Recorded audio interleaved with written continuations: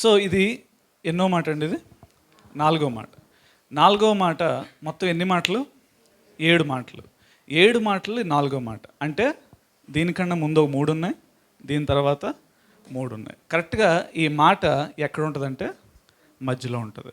So ఈ మాట యొక్క సారాంశాన్ని ఒక ముక్కలో చెప్పాలంటే ఎడబాటు, సపరేషన్ అని చెప్పొచ్చు. ఆ మాట కూడా సరిగ్గా మధ్యలో ఉంది చూసారా? పై మూడింటిని కింద మూడింటిని ఏం చేస్తుంది? అది సపరేట్ చేస్తుంది. ఆ మాటకి న్యాయం చేసింది అది, ఆ సీక్వెన్స్ కూడా కదా. సో పైన మాట 3 మాటలు కూడా ఇందాక అన్నీ చెప్పినట్టుగా దేవుడు మనుషులతో చెప్తుంది, లేకపోతే మనుషులతో మాట్లాడుతుంది, మనుషుల కోసం చేసిన ప్రార్థన, ఇవన్నీ 3 మాటలు. తర్వాత 3 మాటలు కూడా దేవునితో, లేకపోతే తను చేసిన పని కంప్లీషన్ అయిపోయింది అని కంప్లీట్ అయిపోయిన వర్క్ని మళ్ళీ సబ్మిట్ చేయడం, ఇది మిగిలిన 3 మాటలు. మధ్యలో మాట ఏమనుందంటే నా దేవా నా దేవా నా చెయ్యిని ఎందుకు విడనాడితివి అనే మాట. సో ఈ మాట మనకు అర్థం కావాలంటే ఫస్ట్ మనం దీని యొక్క నేపథ్యం, బ్యాక్గ్రౌండ్ తెలుసుకోవాలి. ఏంటి అంటే 15వ అధ్యాయం 33వ వచనం ఒకసారి చదువుతున్నాను. మధ్యాహ్నం మొదలుకొని 3 గంటల వరకు ఆ దేశం అంతటను చీకటి కమ్మెను. 3 గంటలకు యేసు ఎలోయి ఎలోయి లామా సబక్తాని అని బిగ్గరగా కేక వేశాను. ఆ మాటలకు నా దేవా నా దేవా నన్ను ఎందుకు చేయి విడిచితివని అర్థం. సో యేసు ఈ మాట పలకినప్పుడు సమయం ఎంత చెప్పండి? 3 గంటలు. ఆ 3 గంటల వరకు ఏముందంట? మధ్యాహ్నం మొదలుకొని, మధ్యాహ్నం అంటే 12 అనుకుందాం. సో 12 దగ్గర నుంచి 3 గంటల వరకు, అంటే సుమారు 3 గంటల పాటు ఏం కమ్మింది అక్కడ? చీకటి కమ్మింది. ఎందుకు చీకటి కమ్మింది? మిట్ట మధ్యాహ్నం ఎందుకు చీకటి కమ్ముతుంది? మీరు ఎప్పుడైనా చూసారా? పెద్దవాళ్ళు చెప్పాలి. మీ చిన్నప్పటి నుంచి, పుట్టిన దగ్గర నుంచి ఇప్పటివరకు ఎప్పుడైనా చీకటి మధ్యాహ్నం పూట అవడం చూసారా? చూడలేదు. మరి ఎందుకు వచ్చిందనే దానికి ఆమోసు గ్రంథం మనం ఒకసారి చూసినట్లయితే, ఆమోసు గ్రంథం 8వ అధ్యాయం 9వ వచనంలో, ఆమోసు గ్రంథం 8వ అధ్యాయం 9వ వచనంలో మనం క్లియర్గా చదవచ్చు. ఒకసారి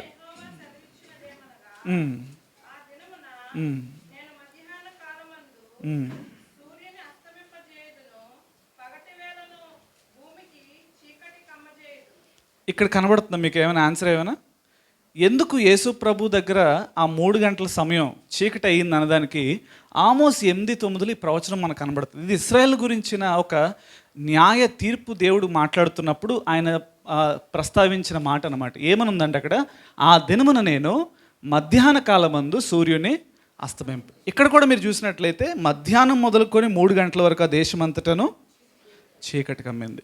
ఎందుకు చీకటి కమ్మింది అంటే దానికి కూడా ఆన్సర్ ఉంది. దానికి ఆన్సర్ ఏంటంటే యెషయా గ్రంథం 59వ అధ్యాయం 1-2 వచనాలు. యెషయా గ్రంథం 59వ అధ్యాయం 1-2 వచనాలు. యెషయా గ్రంథం 59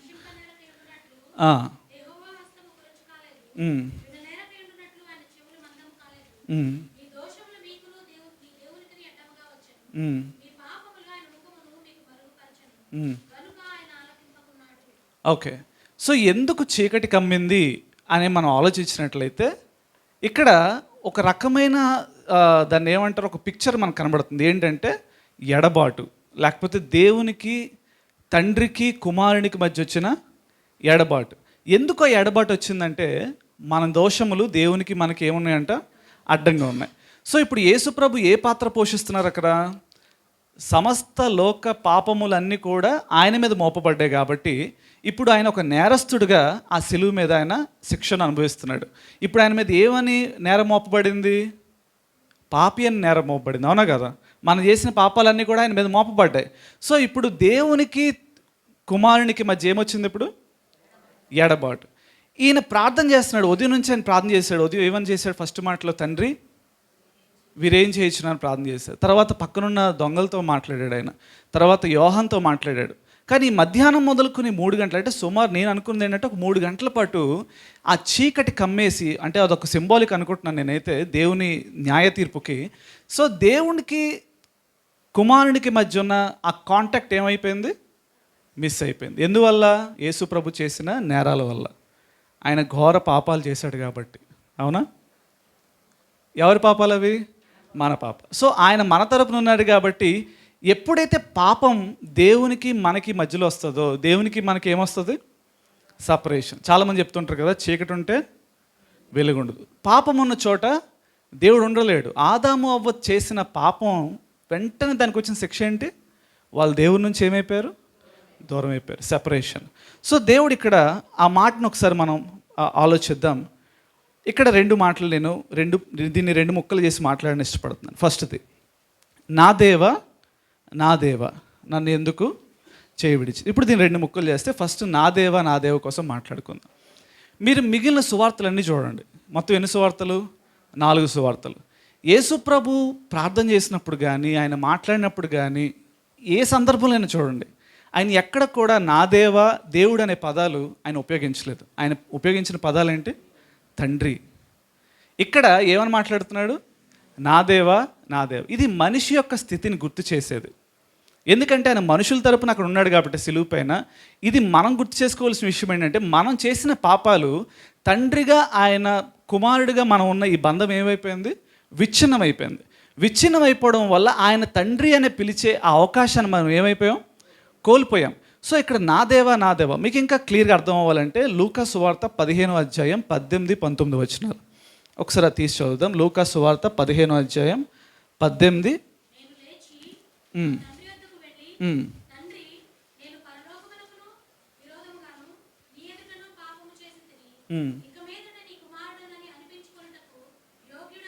చాలు. ఇక్కడ తండ్రిని విడిచిపెట్టిన కుమారుడిని మనం చూస్తాం. ఇక్కడ యేసు ప్రభుని మనం కాసేపు పక్కన పెట్టి ఇప్పుడు తప్పిపోయిన కుమారుడు కోసం మనం ఆలోచిస్తే, తప్పిపోయిన కుమారుడు తన తండ్రి దగ్గర ఉన్న తనకు రావాల్సిన ఆస్తి మొత్తాన్ని ఏం చేసుకున్నాడు? తీసేసుకున్నాడు. ఇప్పుడు తండ్రి ఆస్తిలో తనకు ఏమైనా వాటా ఉందా? ఎటువంటి భాగం ఉందా? ఏం లేదు. కంప్లీట్గా నేను బయటకు వస్తాను, ఇది నా ఆస్తి, నా ఇష్టం, నా బతుకు నేను బతుక్కుంటానని చెప్పి తండ్రి దగ్గర ఉన్న ఆస్తి మొత్తాన్ని కుమారుడు తీసుకొని వెళ్ళిపోయి తన్ని దుర్వ్యాపారం వల్ల నాశనం చేశాడు. అంత నాశనం అయిపోయిన తర్వాత చిల్లి గవ్వ మిగలకుండా దుస్థితి, పందులు పొట్టు తినే స్థితికి వచ్చేసిన తర్వాత ఆయనకి పశ్చాత్తాపం కలిగినప్పుడు ఆయన ఉపయోగించిన పదం ఏంటంటే, ఏం పదం ఉపయోగించాడు? తండ్రి నెక్స్ట్ది ముందు 19. ఓకే. ఇక మీదట నీ కుమారుడిని అనిపించుకుంటకు తనకి ఏమని గుర్తొచ్చిందంటే, ఓకే నా వాటార్తో నేను బయటకు వస్తాను, ఇక నేను కుమారుడిని కాదు, నాకు ఆ ఇంట్లో స్థానం లేదు, భాగం కూడా లేదు. ఇప్పుడు వెళ్ళి డాడీ నా బెడ్రూమ్ ఎక్కడుందంటే పట్టుకెళ్ళిపోయా కదరా మొత్తం డబ్బులన్నీ. డాడీ నా బాత్రూమ్ ఎక్కడుంది, అర్జెంటుగా ఫ్రెష్ అప్ అవ్వాలంటే తండ్రి ఏమంటాడు? నీ భాగం ఆల్రెడీ వెళ్ళిపోయింది, నువ్వేంటి ఇక్కడికి వచ్చి ఫ్రెష్ అప్ అవ్వడానికి? రెంట్ కట్టంటాడు కావాలంటే, అంతే కదా. సో ఇక్కడ తండ్రికి కుమారునికి మధ్య ఉన్న అదేమైపోయింది? మనం కూడా మనం చేసిన పాపాల వల్ల తండ్రితో ఉన్న సంబంధం మనకి ఏమైపోయింది? తెగిపోయింది. ఇక్కడ యేసు ప్రభు దాన్ని మెన్షన్ చేస్తున్నాడు. ఇది యాక్చువల్లీ చెప్పాలంటే కీర్తనలు 22వ అధ్యాయం 1వ వచనం తీయవసరం లేదు. అక్కడ దావీదు ముందుగానే ప్రవచించాడు యేసు ప్రభు కోసం, నా దేవా నన్ను ఎందుకు చేయి విడిచితే అని. అక్కడే అదే పదం ఉంటుంది. అదే పదాన్ని ఇక్కడ యేసు ప్రభు ఏం చేస్తున్నాడు? కోట్ చేస్తున్నాడు. ఇక్కడ ఆయన తండ్రి అని మొరపెట్టట్లేదు, అక్కడ మనుషుల స్థితిని ఆయన గుర్తు చేస్తూ ఆయన ఏమంటున్నాడంటే, నా దేవా నా చేయిని ఎందుకు విడిచావు అంటే, తండ్రి స్థానాన్ని కోల్పోయి మనం కుమారుని యొక్క వారసత్వ స్థానాన్ని మనం ఏమైపోయాం? తండ్రి నుంచి కోల్పోయాం. దేనివల్ల? పాపం వల్ల. ఇప్పుడు రెండో మాట దగ్గరికి వద్దాం. రెండో మాట ఏంటి? ఫస్ట్ నా దేవా అయిపోయింది. సెకండ్ ఏంటి? నన్ను ఎందుకు చేయి విడిచితివి. ఈ మాట చూడగానే నాకు ఒకరు గుర్తొచ్చారు. ఎవరంటే, ఒక చిన్న పిల్లోడు. పండగలు జరుగుతుంటాయి కదా, వేల మంది వెళ్తూ ఉంటారు. ఆ కొడుకు, ఈ చిన్నపిల్ల 5 సంవత్సరాల పిల్లోడిని మీరు మైండ్లో పెట్టుకోండి. వెళ్తున్నప్పుడు వాడికి పండుగలు చాలా కనబడుతుంటాయి, రంగులు రాట్నాలు, పక్కన బొమ్మలు అమ్ముతారు, ఇవన్నీ చూస్తే వీడు అమ్మతోనే ఉంటాడు. కానీ వీడి దృష్టి అంతా ఎక్కడ ఉంటుంది? అవన్నీ చూసుకుని ఉండిపోయి ఏదో వాడు పరధ్యానంలో అమ్మ చేయి వదిలేసాడు అనుకుంది ఒక 5 నిమిషాలు. మొత్తానికి అమ్మ ఒక 5 నిమిషాలు కనిపెట్టి దగ్గరికి వచ్చి, నాన్న ఎక్కడున్నావా అని అన్నప్పుడు ఆ కొడుకు ఈ క్వశ్చన్ అడుగుతాడేమో నాకు అనిపిస్తుంది. అమ్మ ఇప్పటివరకు ఎక్కడికి వెళ్ళిపోయి నన్ను వదిలేసావని ఏడుపు మొహంతో ఒక అమాయకమైన ఫేస్తో అడిగితే ఎలా ఉంటుంది? యేసు ప్రభు ఈ మాట చెప్తున్నప్పుడు కూడా నాకు అదే అనిపించింది. ఆ కొన్ని క్షణాలు లేకపోతే ఆ కొన్ని గడియల ఎడబాటు యేసు ప్రభు విలవిల్లాడిపోయాడు అక్కడ. తండ్రి నా చేతిని ఎందుకు విడిచిపెట్టావు. నాకు ఇంకోళ్ళు కూడా గుర్తొచ్చారు. చేప నీటిలో ఉన్నంత వరకు చాలా బాగుంటుంది. నీటిలోంచి ఒక్క క్షణం ఒక 5 నిమిషాలు అలా తీసి ఎందుకమ్మా అలా నీటిలో అలా పడి ఉంటే జలుబు చేస్తే కొంతసేపు ఒక 5 నిమిషాలు బయట ఉండని బయట పెట్టండి, థ్యాంక్ యూ చెప్తుంది. మీకు ఏమవుతుంది? అదే పరిస్థితి యేసు ప్రభు దగ్గర అంది. ఎందుకు తండ్రితో కొన్ని గడియల పాటు ఎడబాటు వచ్చినందుకు ఎందుకంత ఆయన అంత విలవిల్లాడిపోతున్నాడు? మీరు చూసినట్లయితే భయంకరమైన ఒత్తిడి, భయంకరమైన పోరాటం. ఎందుకంటే అది ఒక క్రూషియల్, దాన్ని ఉత్కంఠభరితమైన కొన్ని క్షణాలు అనమాట అవి. ఎందుకంటే పాపం, ఆయన నేరస్థాపనగా ఆ శిక్షను అనుభవిస్తున్నాడు. ఆయన చాలా క్రూషియల్ టైం, చాలా ఒత్తిడి, చాలా భయంకరమైన ఆత్మీయ లోకానికి భౌతిక లోకానికి మధ్య నలిగిపోతున్నాడు ఆ క్షణంలో. అటువంటి క్షణం మీరు చూసినట్లయితే తర్వాత మాట ఏంటి? 5వ మాట ఏంటి? దప్పికొనుచున్నాను. ఆ పోరాటం తర్వాత ఏమొచ్చింది ఆయనకి? దప్పిక వచ్చింది. సో అంత భయంకరమైన స్ట్రెస్ గుండా ఆయన వెళ్తున్నప్పుడు ఆయన చెప్తున్న మాట, నన్ను ఎందుకు ఈ 3 గంటల పాటు దేవునికి కొడుక్కి మధ్య ఉన్న ఎడబాటు వల్ల ఆయన అడుగుతున్న ప్రశ్న ఏంటంటే, ఎందుకు నా చేతిని విడిచిపెట్టావు? ఎందుకు దేవునితో మనకు ఉన్న రిలేషన్షిప్ అంత ప్రాముఖ్యమైనది చెప్పగలరా ఎవరైనా? ఎందుకు? యేసు ప్రభు ఓ 3 గంటలు అనుకుందాం, 3 గంటలు దేవునితో సంబంధాన్ని తెగిపోవడం వల్ల ఎంతో నరకయాత్ర అనుభవించిన యేసు ప్రభు ఈరోజు మనం దేవునితో గడిపి, దేవునితో ప్రార్థన చేసి, మన బిజీ స్కెడ్యూల్స్లో లేకపోతే మనకున్న పని ఒత్తిడిలో, మనకున్న రెస్పాన్సిబిలిటీస్లో పడిపోయి దేవుణ్ణి మనం 5 నిమిషాలు ప్రార్థన చేసిన రోజులు కూడా ఉన్నాయి కదా ఒక రోజులో. సో మనం ఎప్పుడు కూడా అలా విలవిల్లాడలేదు. కానీ దేవుడు మనిషికి మధ్య ఆ సంబంధం చాలా గట్టిదనమాట. ఒకసారి మనం చూద్దాం ఎందుకు దేవునికి మనిషికి మధ్య ఉన్న సంబంధం గొప్పదంటే, ఒకసారి ఆదికాండం 2వ అధ్యాయం 7వ వచనం. ఆదికాండం 2వ అధ్యాయం 7వ వచనం. దేవుడైన యెహోవా నరుని నిర్మించి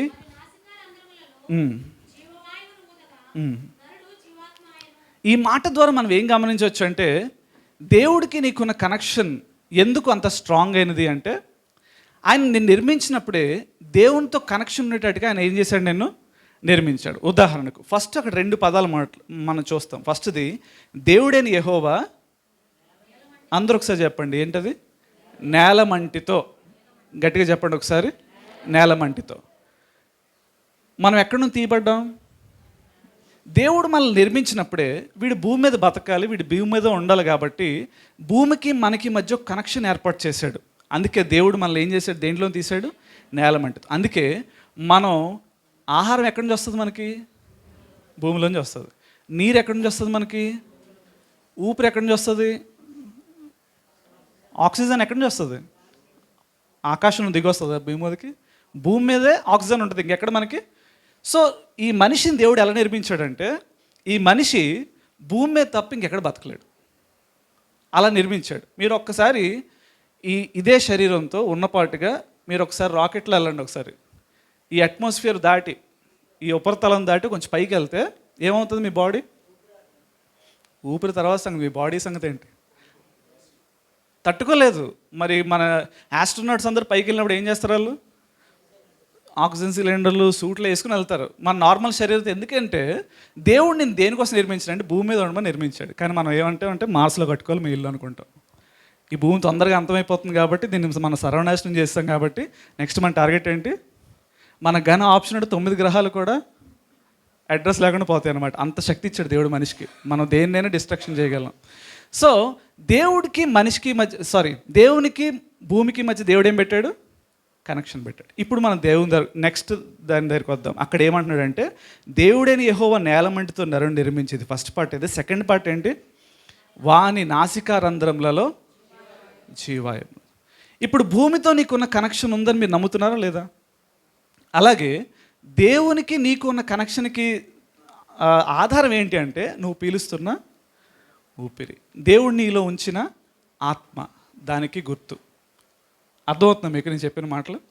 సో ఇప్పుడు దేవుడు మనల్ని నిర్మించినప్పుడు ఎలా నిర్మించాడు? దేవునితో కనెక్షన్ ఉండేటట్టు నిర్మించాడు. ఒక ఫోన్ ఉందనుకోండి, ఒక ఎగ్జాంపుల్, ఫోన్ ఉందనుకోండి. ఆ ఫోన్ బతకాలంటే ఆ ఫోన్కి ఏముండాలి? ఛార్జింగ్ ఉండాలి. ఆ ఫోన్లో మనం రోజు మాట్లాడాలంటే దానికి ఏముండాలి? రీఛార్జ్ ఉండాలి. అలాగే నువ్వు భౌతికంగా బతకాలంటే నీకు ఈ భూమి మీద దొరికే నీరు, ఆహారం, గాలి ఎంత అవసరమో, నువ్వు ఆత్మీయంగా బతకాలంటే కూడా ఇది మనం చాలా సీరియస్గా ఆలోచించాల్సిన విషయం. ప్రార్థన చేయలేదు, ఒక్కరోజు ప్రార్థన చేయకపోతే ఏమవుద్దులే అని అనుకుంటే నీ ఆత్మ ఏమైపోతుంది, లోపల చచ్చిపోతుంది. ఈరోజు ఒక్కరోజు నేను వాక్యం చదవకపోతే ఏమవుతుందిలే అంటే నీ ఆత్మ నువ్వేం చేస్తున్నావు, నీకు తెలియదు, అది నీకు తెలీదు. ఇంకొక మాట చెప్తా, ఆదాము అవ్వ పాపం చేయగానే వాళ్ళు దేవుడి నుంచి దూరం అయిపోయారా? దూరం అయిపోయారా? అవ్వలేదు. దూరం అయ్యే వాళ్ళే దేవుడు వాళ్ళకి ఎందుకు బట్టలు కుట్టాడు కదా. దూరం అయిపోయిన వాళ్ళైతే వాళ్ళతో ఉన్నాడు, కాకపోతే భౌతికంగా వాళ్ళతో లేడు, కానీ ఆయన బ్యాక్గ్రౌండ్ నుండి అన్నీ చేస్తున్నాడు ఆయన. సో దేవుడు దూరం అయిపోలేదు. సో ఆ దూరాన్ని ఎవరు భర్తీ చేయడానికి వచ్చారంటే యేసు ప్రభు భర్తీ చేయడానికి వచ్చారు. కొన్ని 3 క్షణాలు యేసు ప్రభు దేవుని యొక్క ఎడబాటుని మిస్ అవడం వల్ల ఆయన వెలవెల్లాడిపోయాడు. దేవుడు మనకు హెచ్చరిస్తున్న మాట ఏంటంటే ఈ ఎడబాటు మనకి శాశ్వత కాలం ఉండబోతుంది. ఎక్కడది? నరకంలో. ఒక భక్తుడు ఏమంటాడంటే, నరకం అంటే మనం అనుకుంటాం మంటలు, అగ్ని, యాతన, ఇవన్నీ అనుకుంటాం కదా. కానీ అంతకన్నా భయంకరమైన తెలుసా, అక్కడ దేవుడు ఉండడంట. దేవుడి నుండి దూరం అయిపోవడమే అతిపెద్ద నరకం. దేవుడు లేకుండా ఇప్పుడు నువ్వు భూమి మీద గాలి పీల్చుకుండా ఎలాగైతే బతకలేవో, నీ ఆత్మ కూడా దేవుడు లేకపోతే వెలవెల్లాడిపోతుంది. ఎందుకంటే దేవుడు ఆత్మకి నరునికి మధ్య ఏం పెట్టాడు? దేవునికి నరుని ఆత్మకి మధ్య ఏం పెట్టాడు? కనెక్షన్ పెట్టాడు. సో ఈరోజు మనం గుర్తుపెట్టుకోవాల్సిన విషయం ఏంటంటే మనం దేవునితో కనెక్ట్ అయినాం. ఒక ఎగ్జాంపుల్ చెప్తే యేసు ప్రభు చెప్పిన మాటలు మనం ఒకసారి గుర్తు చేసుకుందాం. మత్తయి సువార్త 4వ అధ్యాయం 4వ వచనం. మత్తయి సువార్త 4వ అధ్యాయం 4వ వచనం.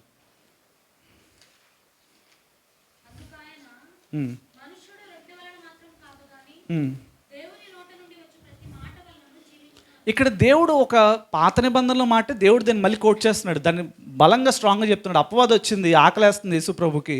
అప్పుడు అపవాదం ఇచ్చిన సలహా ఏంటి? ఈ రాళ్ళని రొట్టెలుగా మార్చుకొని తినాను. కానీ యేసు ప్రభు ఏమంటున్నాడు అక్కడ?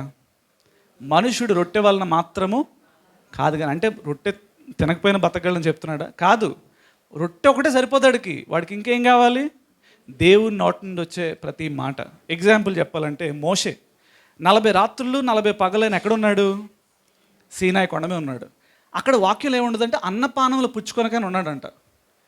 మహా అయితే మనుషులు 3 రోజులు నీళ్ళు లేకుండా బతకగలరంట. 3 రోజుల తర్వాత శాంతివనంలో నెంబర్ బుక్ చేసి ఫోన్ చేయాలి కరాసాకి, బతకరు. ఆహారం లేకుండా 40 రోజుల వరకు అతి కష్టం మీద బతకొచ్చంట. కానీ 40 రాత్రులు 40 పగలు మోషే నీరు లేకుండా ఆహారం లేకుండా ఎలాగున్నాడు? మళ్ళీ యేసు ప్రభు చెప్పిన మాటలు గుర్తు తెచ్చుకుందాం. మనుషుడు రొట్టె వల్ల మాత్రం కాదు కానీ దేవుడు.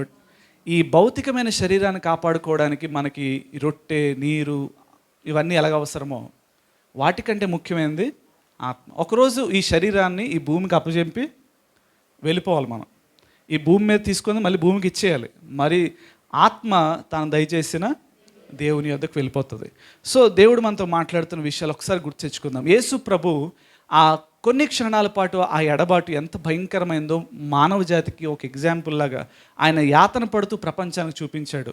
ఇదిగో ఇన్ని క్షణాలు నేను బతకలేకపోయినరా, నేను పరలోకం నుండి వచ్చి మానవ శరీరం ధరించుకొని ఆయన ఎడబాటు నేను తట్టుకోలేకపోయాను.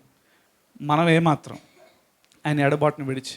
సో దేవుడు ఇప్పుడు ఏం చెప్తున్నాడంటే, ఇంకా మనం రక్షణ పొందకపోతే, ఇంకా మనం యేసు ప్రభుని మన సొంత రక్షకుని అంగీకరించకపోతే నీవు ఇంకా ఆ సపరేషన్లో ఉన్నావు అని లెక్క. నువ్వు ఇంకా ఎడబాటులో ఉన్నావు. నీ ఎడబాటు తీరాలంటే నీకు ఎవరు తోడు కావాలి? యేసు ప్రభుని హృదయమందు విశ్వసించి ఆయన హృదయంలోకి అంగీకరించకపోతే నువ్వు ఇంకా సపరేషన్లోనే. ఈరోజు నువ్వు చచ్చిపోతే ఎక్కడికి వెళ్ళిపోతావు? శాశ్వతమైన ఎడబాటులోకి వెళ్ళిపోతావు. దేవుడు లేకుండా నీ బతుకు లేదు. అలాగే రక్షించబడిన వారు గుర్తుంచుకోవాల్సిన విషయం ఏంటంటే, ఈరోజు మనం ఎన్నిసార్లు దేవుని మాటలు నిర్లక్ష్యం చేస్తున్నాం.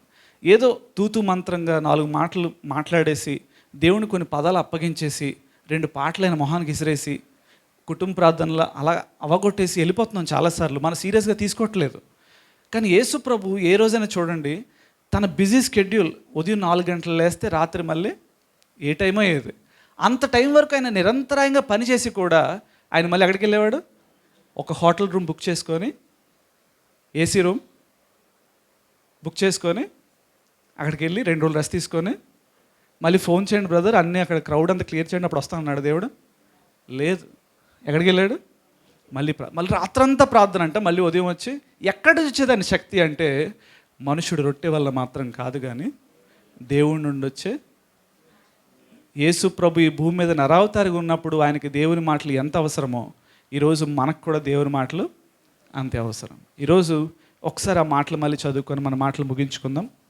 మార్కు సువార్త 15వ అధ్యాయం